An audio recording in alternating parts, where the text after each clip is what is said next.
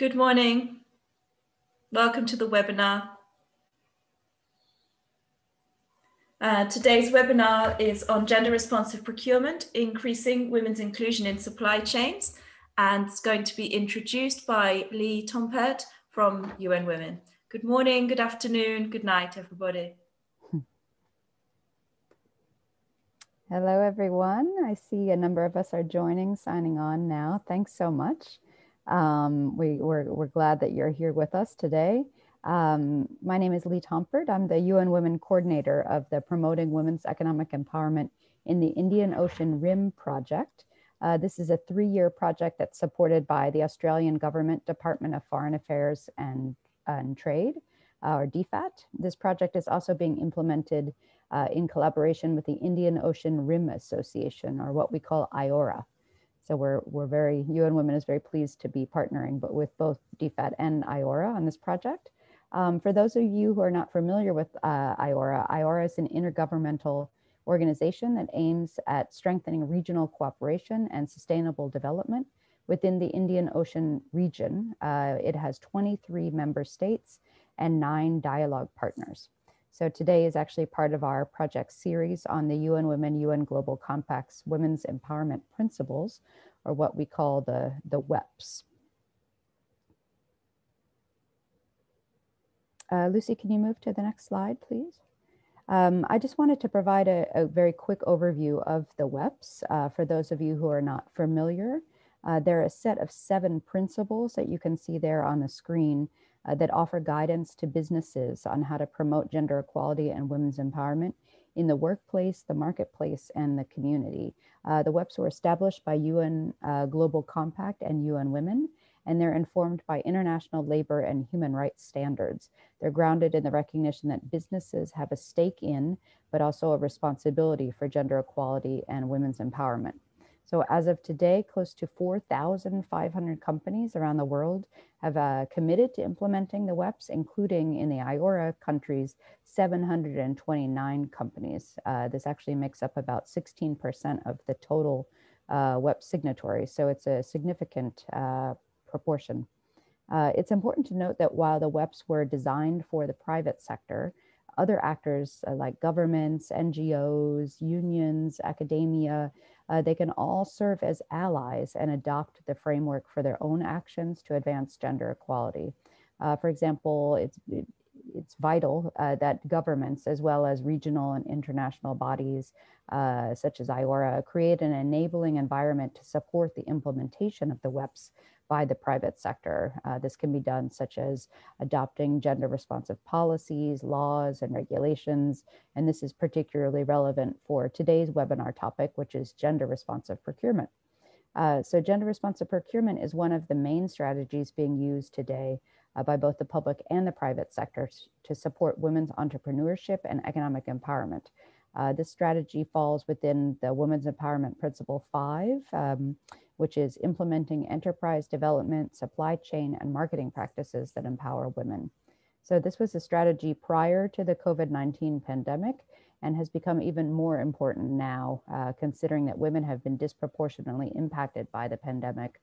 We're seeing that women who predominantly make up those working in sectors that have been heavily affected by the pandemic, such as the services sector, trade, and small manufacturing, including women entrepreneurs and women-led micro, small, and medium-sized enterprises, are really facing significant challenges in countries around the IORA region and around the world. So we feel that the focus of today's webinar is particularly timely, and we're really happy to have our 2 guest speakers with us today. Dave is from Microsoft Australia, and Saloni is from SEWA. The SEWA Federation is the Self-Employed Women's Association. So we also have our UN Women colleague, Lucy Ferguson, with us to share insights and knowledge on this strategy. Lucy's worked with our Global Training Center, the UN Women Global Training Center, and also has research experience in the area of gender responsive procurement. She recently actually conducted a training on what we call GRP, gender responsive procurement, for IORA government representatives. So Lucy, we're really glad to have you back with us again today, and over to you. Thanks again to everybody for joining us today for the webinar. Thank you, Lee. Thank you for the introduction. Thank you to our panelists, Saloni and Dave, and some people just saying hello in the chat as well. Good morning. Good morning to Santosh from the IORA Secretariat, and Natalie Easton joining us from the National Women's Entrepreneur Council in Mauritius. So good morning, good afternoon. Welcome to everybody. And thank you, Lee, for introducing the webinar. As Lee said, my name is Lucy Ferguson, and I would like to just give a brief overview of gender responsive procurement to those who are not already familiar with the topic. And then Dave and Saloni will go into some more details on specific aspects of what they're doing in practice. So the definition of gender responsive procurement we're taking from the WEPs guidance note on gender responsive procurement. The link is there, which I can share with you later in the chat. So gender responsive procurement is principle 5 of the 7 WEPs, as Lee just set out for us. So the guidance note is a very useful tool for understanding exactly what is meant by gender responsive procurement and how to do it as well. So the definition that we have in the WEPs guidance note is that those involved in gender responsive procurement consider the impact on gender equality and seek to enable women workers and women's businesses to benefit from business opportunities. They also take into account the gender power relations embedded in value chains and market transactions when sustainably selecting services, goods, or works. So you can see that it's a concern for buying from women-owned businesses, contributing to women's economic empowerment, and as well as strong awareness of gender inequality in markets and societies. I can see there's a question already in the Q&A section. So we will be taking questions at the end of the 3 presentations. Please, at any time, feel free to leave a question for any of the speakers, either in the Q&A box or in the chat box, and I'll be collecting those as we go along. We will have time for questions and discussion after the presentations. Why does gender responsive procurement matter? I think that it's a well-known and well-agreed fact that supporting women-owned businesses is a key element of women's economic empowerment and gender equality. However, the reality is that while many initiatives have been working to support women entrepreneurs, to support women-owned businesses with training, with access to finance and many other aspects, initiatives to actually link those businesses into large supply chains have been less prominent.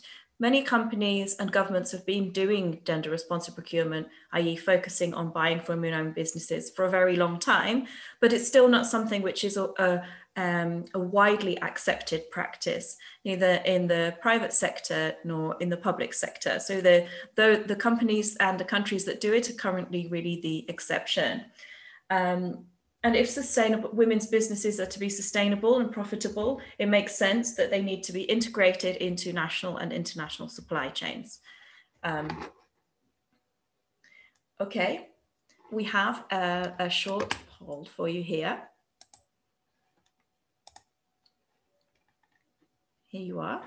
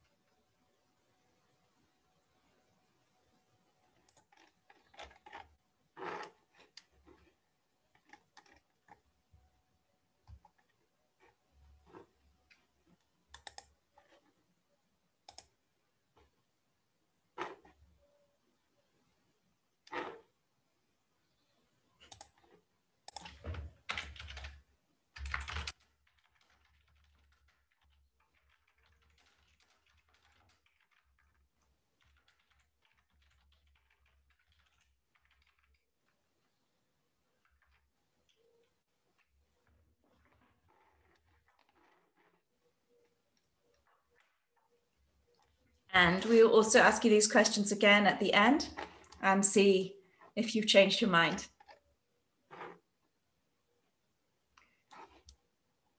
Hello, good welcome, Margaret from Nairobi, Kenya. Yes, we will absolutely share the presentation, and Kenya is one of our case study countries for working on gender responsive procurement in the public sector. So thank you for being here, Margaret.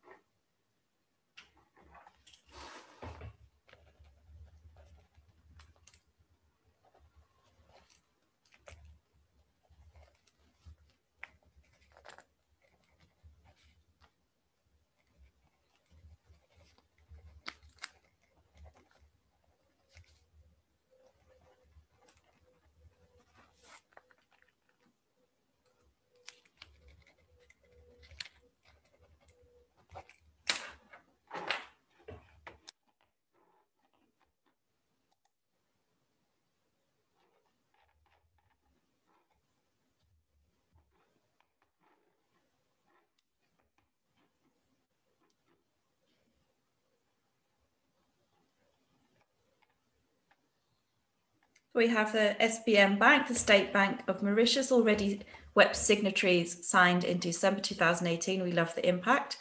Trying to implement WEPs 5. This topic is very timely. Thank you very much. Vanessa from Brazil, Hawa from the Maldives, and 3 participants from the IORA Secretariat in Mauritius.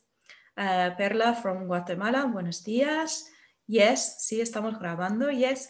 Nomvola from South Africa, another great example of a public sector procurement practice. Charisma from the Mauritius Institute of Education. Michelle and Aopao from Thailand. Arif from Yemen. Victoria from Kenya. Welcome, everybody. Hi, Minnie from WeConnect. Thank you for being here, dialing in from Singapore. Welcome, Jim from Perth in Western Australia, and Hiba from UN Women Abu Dhabi. Okay, I'll end the polling now, and I'll share the results with you here.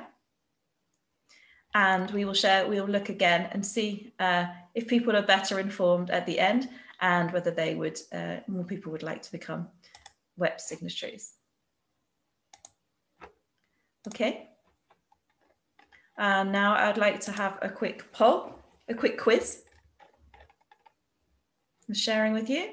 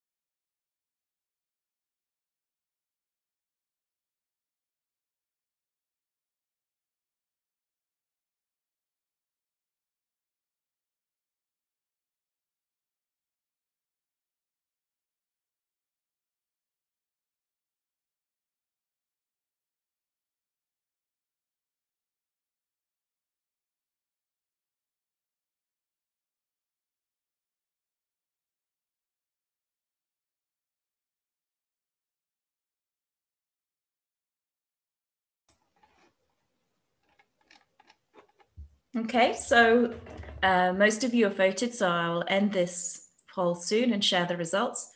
Welcome, Angela from IFC, also working on a gender inclusive support sourcing in Kenya. So we have some excellent participants with knowledge in this area, so we're very happy to have you all here. Okay, I'm going to share the results now. Public procurement accounts for what % of gross domestic product worldwide? Yes, correct, 12%. So this is why we need to be really clear about the potential impact that this could have on buying from women-owned businesses. Even a small proportion of that spend to go to women-owned businesses would have a huge impact on women's economic empowerment. So this is why we need to take gender-responsive procurement seriously in the public sector. According to WeConnect International, thank you, we have Minnie from WeConnect International here with us, who's the director for Asia and Pacific. Sourcing from women-owned enterprises accounts for what percentage of the spending of large corporations? And yes, unfortunately, most of you got it right. And the answer, as far as we know, the data that we have is just 1%.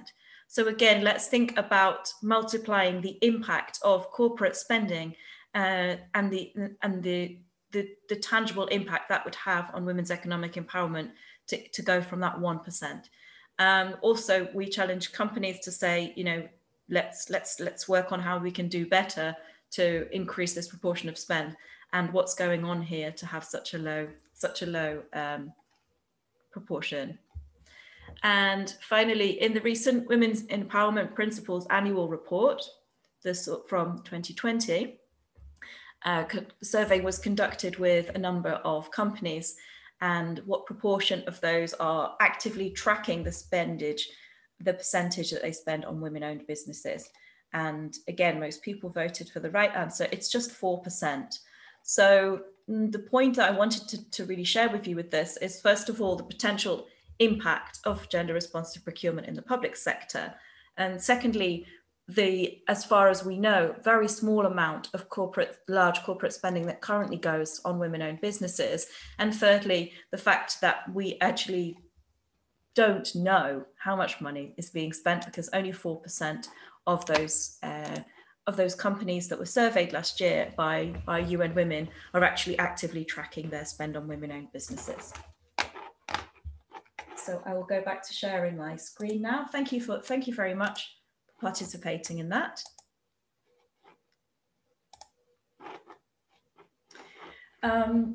We take the UN Women definition of a women-owned business. There are many different definitions, but I think the UN Women one is considered to be the strongest in the sense that it focuses on ownership, control, and independence. So at least it needs to meet all three of these criteria in order to be considered a women-owned business. At least 51% unconditional ownership by one or more women, unconditional control by one or more women over both the long-term decision-making and the day-to-day management administration, and independence from non-women owned businesses. These are clearly important to make sure that we know that we really are supporting businesses owned, run, controlled, and managed by women. There is lots of work being done at the moment to expand the definition of women-owned businesses to include buying from gender-responsive enterprises. A recent paper produced by ILO and UN Women, which will be published very soon, expands this definition and starts to get really much more deep into the concept of what it means to buy from gender-responsive enterprises. Again, if we look at that percentage of the percentage of GDP that goes on women-owned businesses being the percentage of GDP that represents public procurement and the small percentage of corporate spend going to women-owned businesses, what's the potential impact of expanding the definition to include making the companies that they already buy from more gender responsive? So we can use the Women's Empowerment Principles as a framework for this. And there are other suggestions and other ways of doing it too. It's kind of an emerging area. We also need to look broadly at the procurement ecosystem, which is the policies, institutional structures, and enabling factors that support gender responsive procurement, as well as procurement principles. So we need to look at procurement principles in order to understand what can be done to maximize the potential for women's businesses to be integrated into supply chains, and supporting private sector enterprises to become more gender responsive. We have some good practices in the private sector. WeConnect International we have with us here. It's an organization that works to certify women-owned businesses, and also working hard to link up women-owned businesses into supply chains. IBM is a company that's been practicing gender responsive procurement since the 1960s. Microsoft is another such example. I haven't included them here because we have Dave with us and he will tell us about their practices. And another example, for example, Unilever recently announced some big commitments to buying from women-owned businesses by 2025, increasing their spend, increasing the gender responsiveness of their suppliers. In terms of the public sector, 3 IORA countries stand out. India, where there is a commitment that 25% of all public procurement must go to small and micro enterprises, and 3% of that must be spent on women-owned businesses. In Kenya, 30% of public sector spending is targeted to women and underrepresented groups. And in South Africa, perhaps the country with the strongest policy and the longest history of not just buying from women-owned businesses, but buying from previously marginalized groups through the Black Empowerment Act, is now has a 40% target for all government ministries to buy, all government departments to buy from women-owned businesses. And as we heard in our recent training, the representative from the Office of the Presidency of South Africa, every minister in South Africa is required to sign a commitment to that 40% procurement from women-owned businesses. So we have some very interesting practices going on in IORA countries. The issues for women-owned businesses are really well known, and so I don't think we need to go too much into detail here, but those same issues in terms of challenges of accessing financial capital, social capital, and human capital remain in the challenges in the area of gender responsive procurement.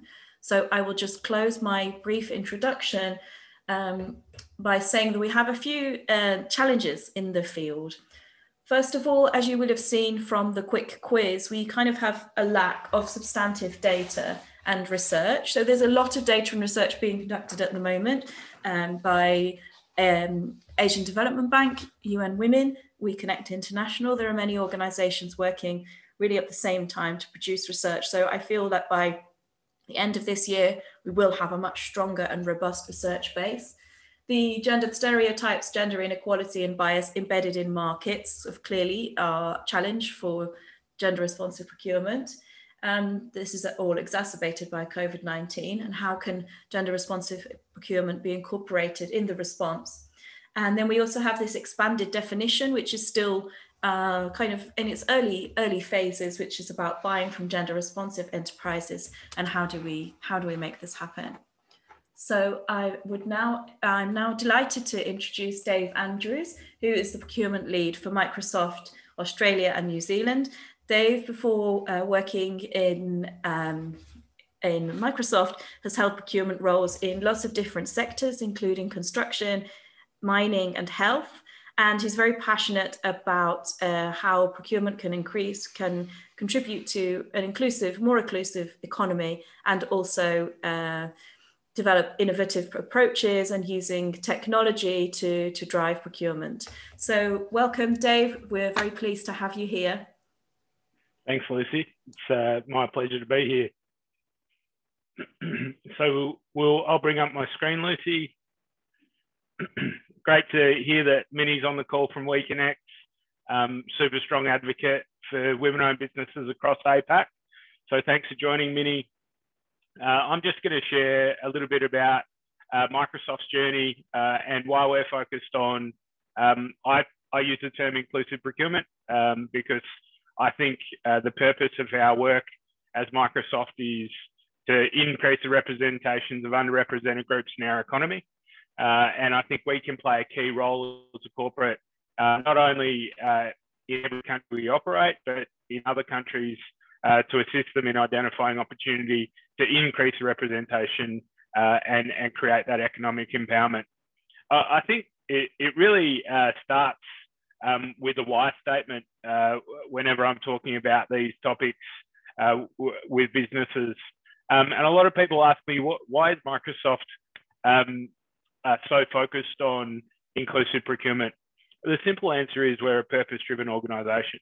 Our mission is to empower each and every person and organisation on the planet to achieve more. And as a procurement professional, we don't often get an opportunity to directly link to our company's mission. But by focusing on increasing the representation of underrepresented groups in our economy, we can do that, and we do that. Microsoft has a proud history of focusing on underrepresented groups in the US. I think last year we spent over $3.5 billion with underrepresented groups identified by NMSDC in the US. But we need to make that impact global. So what are we doing about that? We're looking particularly in Australia, New Zealand, India, UK, Canada, a number of other areas. We're looking to grow similar programs based on the success initiatives we've had with the team that's led by Fernando Hernandez in the United States. What does that mean for us locally in Australia? In Australia, my inclusive procurement program focuses on 4 underrepresented groups. It focuses on our Indigenous population. It focuses on social enterprise, businesses that are spending a percentage of their profit on a social cause. It also focuses on women-owned businesses, and we use WeConnect certification for that locally, as well as firm economy and WBE in the US. And also by ability, these organisations have a large focus on disability employment and impacting groups with a disability in Australia. When we talk about the journey to here and we talk about our purpose, a lot of people really want to know, okay, what was the first step for Microsoft? And I think the first step is connecting with agencies to help certify and register businesses in these underrepresented groups. We've spoken about WeConnect here. Minnie does a great job across APAC, and Elizabeth, as the president of WeConnect International globally, has a really key part to play. That really removes a lot of the barriers for large corporates and governments to focus their spend on businesses they know meet the requirements of the definition as Lucy outlined before. And I love that control element that you're implementing there, Lucy, with the definition and the expansion of the definition to gender responsive procurement. Because I think we as procurement people are usually metric driven people. We want to see numbers, we want to see spend, and we think that spend drives the impact that we want, which is economic empowerment. We need to be careful that we think about this in a logical way. We make a lot of assumptions when we say spend equals empowerment.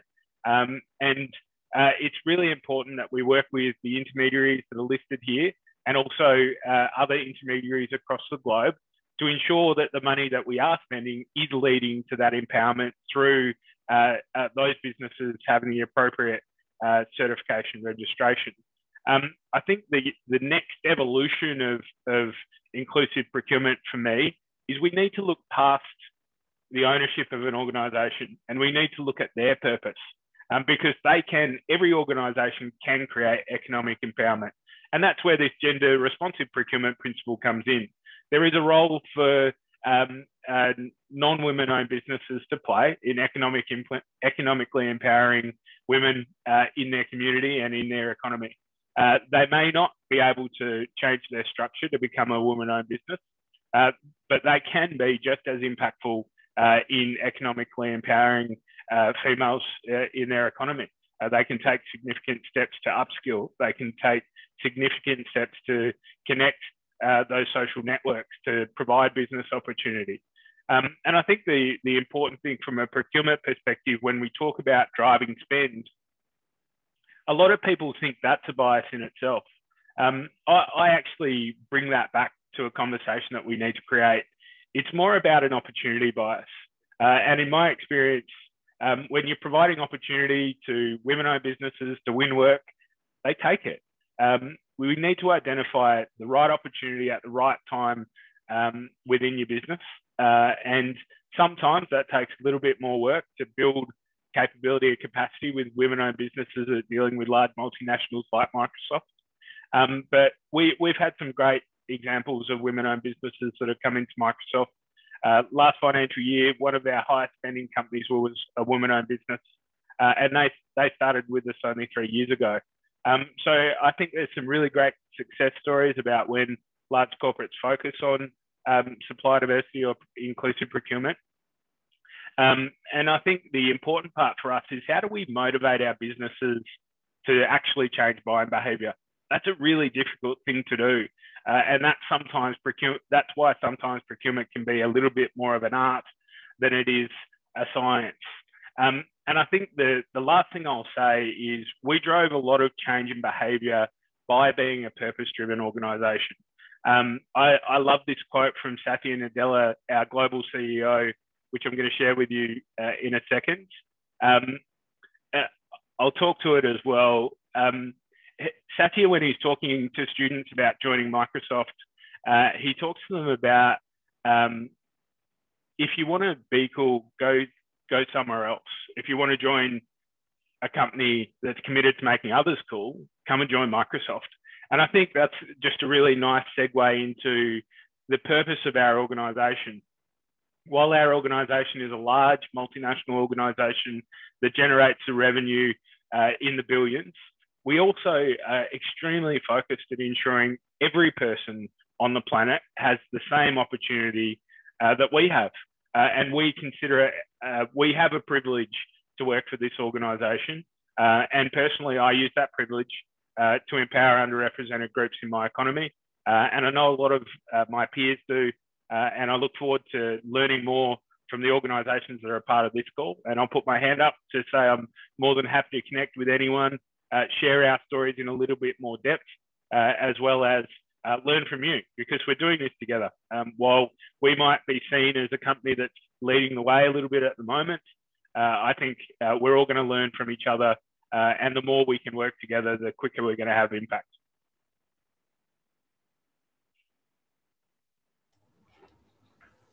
Thanks so much, Dave. Really enjoyed your presentation, and thanks for the passion that you present with as well. It really comes across your commitment to this issue, and also the kind of overarching culture at Microsoft.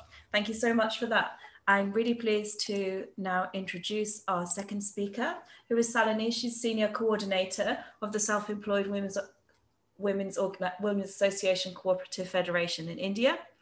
The SEWA is, I'm sure, familiar to all of you. The Federation provides support services to women's cooperatives and collectives in areas like capacity building, business development and marketing, communication, finance, and digital inclusion. Saloni's been working on developing ways to sustainably include informal women workers and their cooperatives in the digital space. She works with partners like the ILO, IDRC, IT for Change, and the Platform Cooperative and Consortium, and others, to design, develop, and analyse these platforms for women workers. In the past, Saloni has worked in the research department of the ILO in Geneva, and she graduated from the London School of Economics and Political Science with a degree in Gender and Development. We're very pleased to have you here, Saloni. Welcome. Thank you, Lucy. I'm just going to share my screen as well. I hope you can see this now.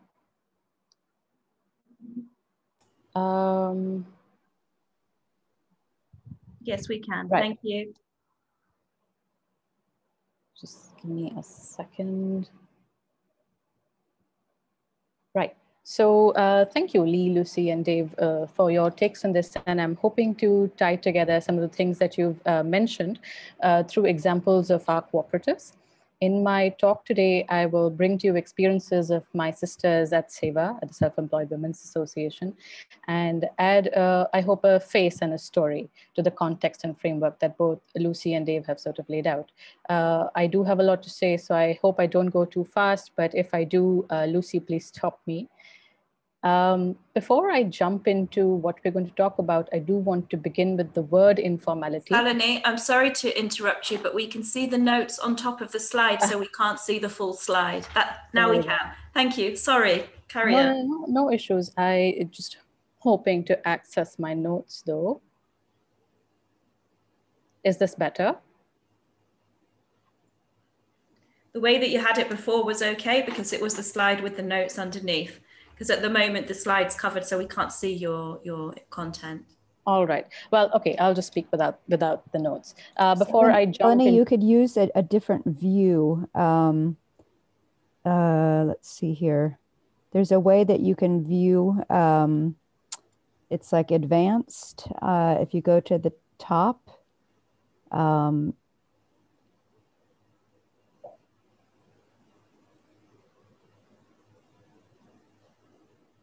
somewhere here.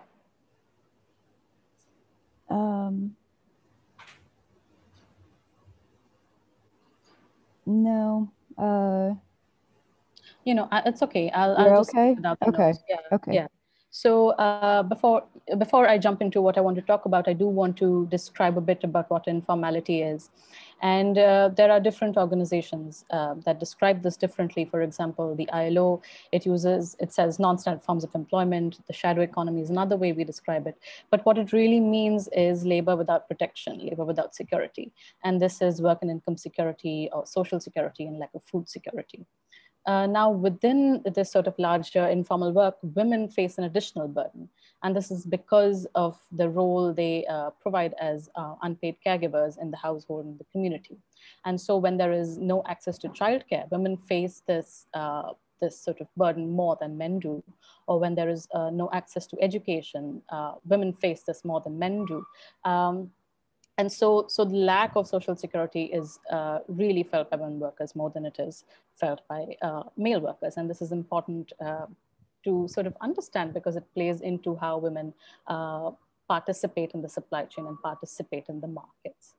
Now, how big is the informal economy? And many people are shocked to learn that 94% of women that work in India work informally. Now, I do want to say that women's labor force participation in India is super low. It's between 20 to 25% at last count. But within that sort of labor force participation, 94% of these women work without any protections. And so that's the scale that I'm talking about.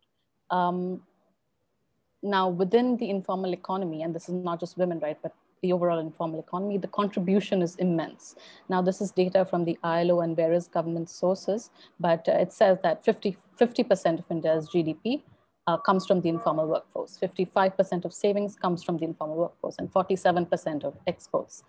This is huge. And so the contribution of those who work without security, without protection is immense.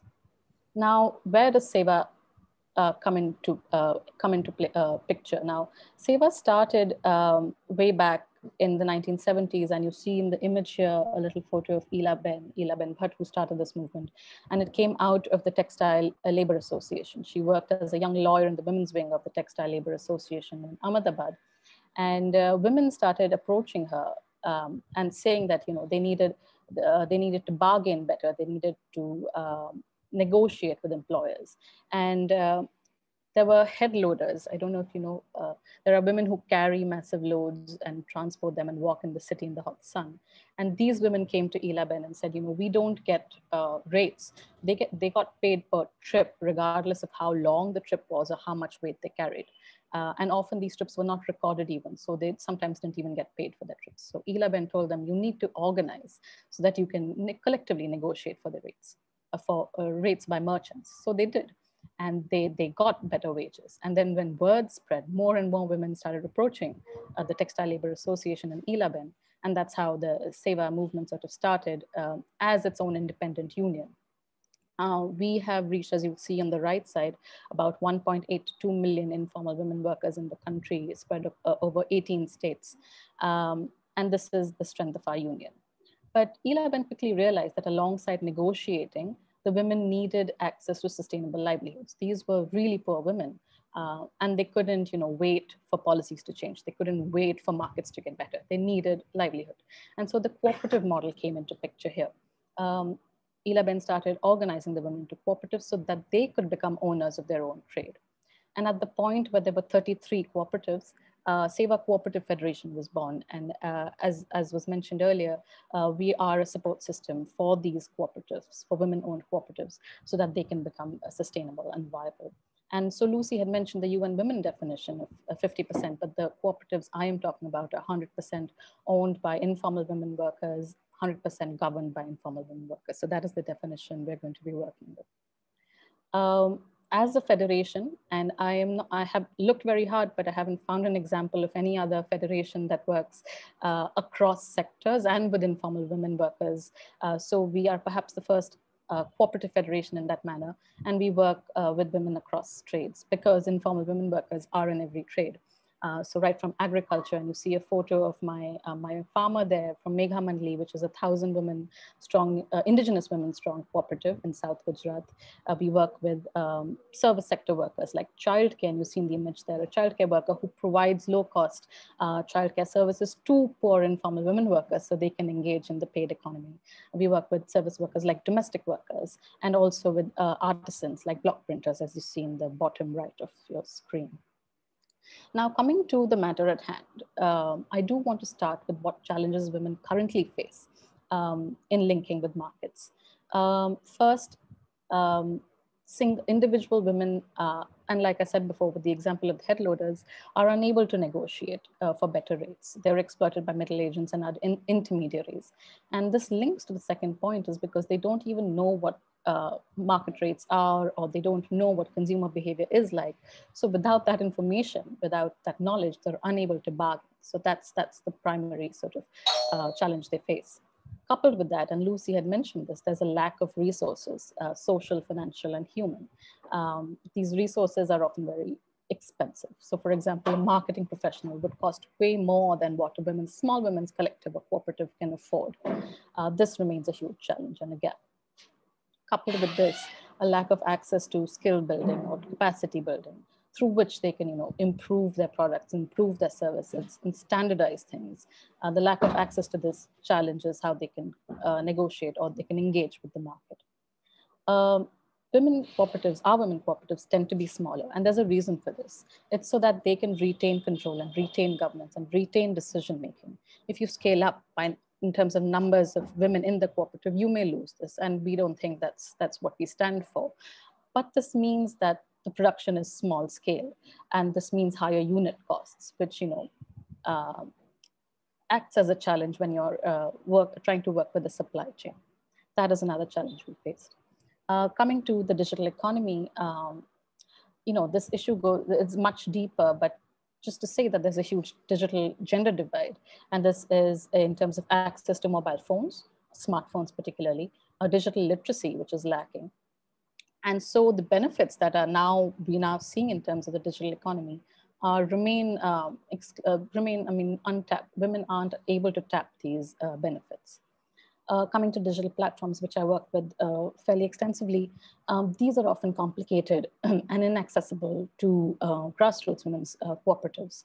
For example, Amazon, where there are hidden costs and hidden charges that push down the profits that women would be able to make on their products or services. Even with the government e-marketplace, and Lucy mentioned that 3% of all procurement in India is mandated to happen through women's cooperative enterprises, the platform itself is not inclusive in terms of language. It's only in English. And we think 3% is too low. So these are tangible challenges that women still face in accessing the supply chain. And finally, and I can't say this enough, the lack of social security, healthcare, childcare, insurance prevents women from fully participating in the market economy. Now, how does the cooperative model help alleviate some of these challenges? By linking individual women workers together, we're connecting them in a solidarity network, which means we're pooling together their resources. And this gives them access to more resources and cheaper resources. Sorry, excuse me for a second. This means that they're able to collectively negotiate with, with both middle agents, with, sorry, just give me 1 second. I have a bit of cough.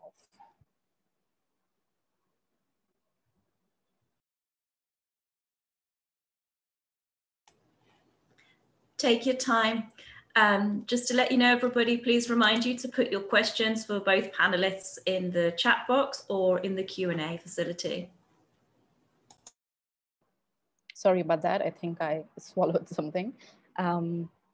Yeah, so when we link these women together, they have a pool of resources that they can now access, and they can reach the markets themselves instead of relying on middle agents. This gives them better prices, for their products and their services, which, alleviates some of the problem. Now, the other thing that we've done is we have federated structures like SEWA Cooperative Federation. This keeps the model decentralized, so the power remains with the cooperatives. But through this federation, they have access to low-cost services. Like I said, they are sometimes unable to access, say, a marketing professional. But through the federation, they have access to these services at a much lower cost. The other thing that the federation does is that it links cooperatives to cooperatives. So for example, our food cooperative, Trupti, buys vegetables from our agriculture cooperative. And this gives all of them a market, and it enables the entry of women at different steps of the supply chain or different steps of the value chain. So this is an advantage that a federated structure brings. And finally, SEWA has an integrated approach, which means we don't just work on market access. We don't just work on supply chains. We think that a holistic kind of approach enables the full participation of women in the economy. So when our insurance cooperative offers, say, wage loss protection, offers COVID insurance, this means that the cooperatives and the women, they don't lose all of their hard-earned income in cases of, a health emergency, as they otherwise would have. And this is super crucial if you want to sustain the participation of women in the market and in the supply chain. I will end with this slide, and these are some of the best practices that we've seen. And I will take COVID as an example to kind of frame these, because COVID, what it has done is that it's exacerbated the cracks in the supply chain in terms of how women interact with it. Sorry. Through COVID, we got access to a small pool of working capital from Kinara Capital, a small funder. And through this, our artisans were able to buy raw material for mass production and raw material for sanitizer production. They were able to pay their workers on time because they had the small pool of fund to fall back on. During COVID, we also, and over and beyond COVID, we've been working with the government e-marketplace GEM to make sure the processes are easier for women to access these platforms. And also we hope to work with private platforms like an Amazon, like a Flipkart, to make sure they understand the needs of cooperatives, and they are able to, the women and the cooperatives are able to tap into the benefits of this economy. I will stop here, and thank you so much for listening to me through my troubles so patiently. Please do ask me any questions, and please feel free to reach out to me. Thank you. Thank you so much for your presentation. I really enjoyed it. I also really enjoyed the way that the two presentations kind of can speak to each other in terms of the, a company for the very clear vision, and then some of the realities for women working in the informal sector in India. Thank you so much for that. Really, especially the points about the digital gender divide. So first of all, in terms of accessing digital platforms for women-owned businesses, but also even the, as you said about the GEM, the Indian government's e-marketplace, so e-procurement systems in theory should be more transparent and make things easier for women-owned businesses, but with the digital divide, and also if they're in a language which is not the language of the majority of workers in the informal sector, then there are challenges there. So I think there's some really key points that have come out. I thank you both so much for your presentations. Our first question, and I would encourage you to put more questions in the chat. Our first question is for Dave, and it's from Margaret, and she says, we started our GRP process in 2019. We did a baseline study and the results were shocking. How did you guys manage to get everyone on board? Because some of the back office teams see GRP as a non-issue, and it's clearly an issue that women get very little of the procurement business.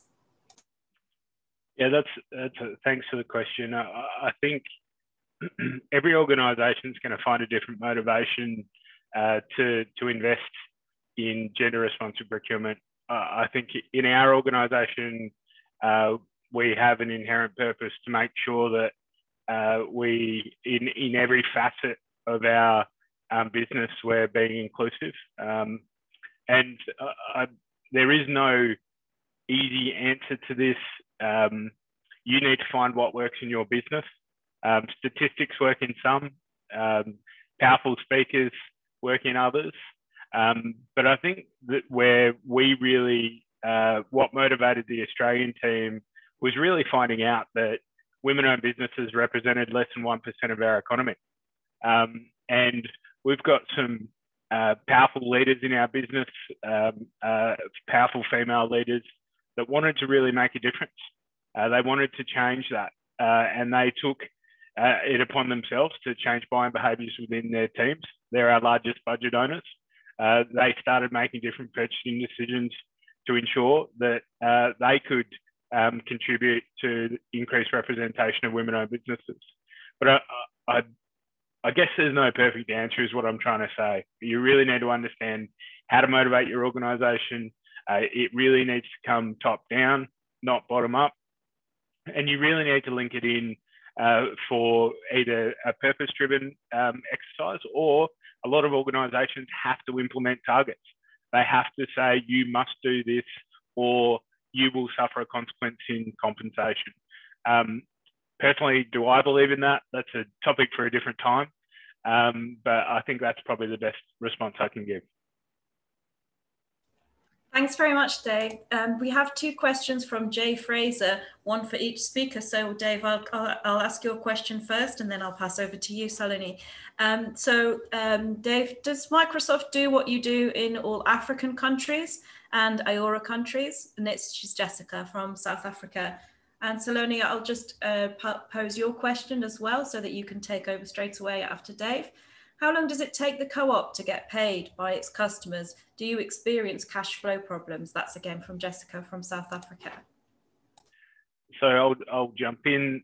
Thanks, Lucy. So we're building our programs in all our other markets. I have a peer in Africa, Marco, that runs our BBBE program, as well as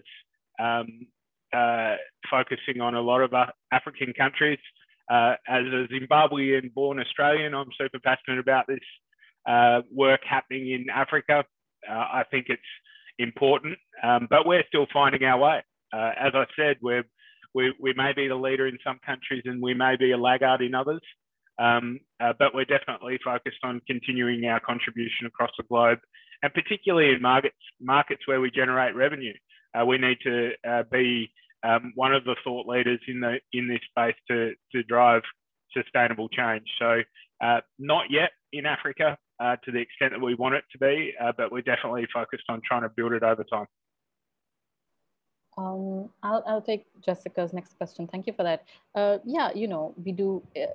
It's not always that the customers or end users pay the co-op on time.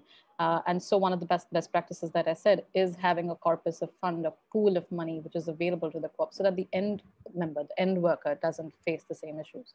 Because a cooperative is able to take that shock much more than what an individual worker would. But just to answer your question directly, yes, there are cash flow issues, but having a co-op helps. Okay, thank you very much. Thank you for both presentations. I think both very passionate and informed, and I really enjoyed your contributions. Thank you for the questions. I don't see any more questions from the participants in the chat, so I think what I will do is pass back to Lee just to close. Sure, thanks, Lucy. I really want to thank you, Lucy, and I really want to thank our two guest speakers, Saloni and Dave, for sharing your expertise and time, and also thank everybody who joined us today. I was really excited at how much interest there was in this topic. I think it speaks a lot. All week I was getting questions of when this was going to take place, and yeah, so there's a lot of interest, and I think today's webinar was very insightful. Really showed the needs for this approach, and that it does work. So Lucy, I had a slide, but let's not worry about it. I'll just put I'll put my email address in the chat, and also just to mention that we have a www.weps.org is where you'll find more information about the women's empowerment principles. We have a lot in the last year. There's a lot more resources there that support WEPs signatories on implementing different WEPs principles. We have case studies of different companies, how they've overcome some of their challenges. Margaret, in response to your question, there's a number of resources on the first principle, which is just kind of getting the buy-in from the top. There's a number of resources on that. So I'm also going to be sending around a follow-up email to everyone who registered, as well as those who were not able to attend. It will include the link to today's webinar of the recording, as well as the link to the WEPs.org and a few different resources specifically on gender responsive procurement that have been produced by UN Women within the context of the WEPs. So yes, I really want to thank everybody again. I think maybe we can launch our poll one more time, Lucy, just to see if there's any change in people's opinions of their knowledge of gender responsive procurement. Couple questions about whether or not you're open to us continuing to communicate with you via email to inform you of the remaining webinars that we'll have in our series on the WEPs. I believe we're going to have 3 more that will focus on various topics, different principles and issues. So we hope that you'll continue to join us in this series.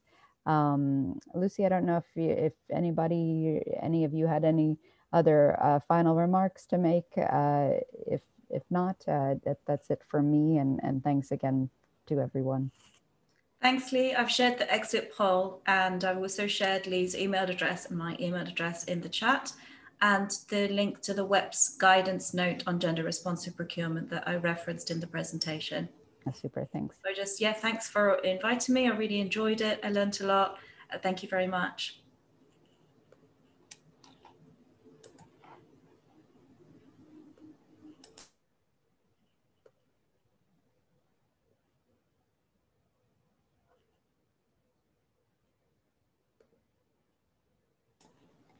We're just waiting for the last poll results to come through. So I thank you to Lee for organising, for Saloni and Dave for excellent presentations, to Margaret and Jessica for your questions, to all of you for being here with us, whatever time of day or night it may be. This will be recorded, so you'll be able to share it with your colleagues if you found it interesting.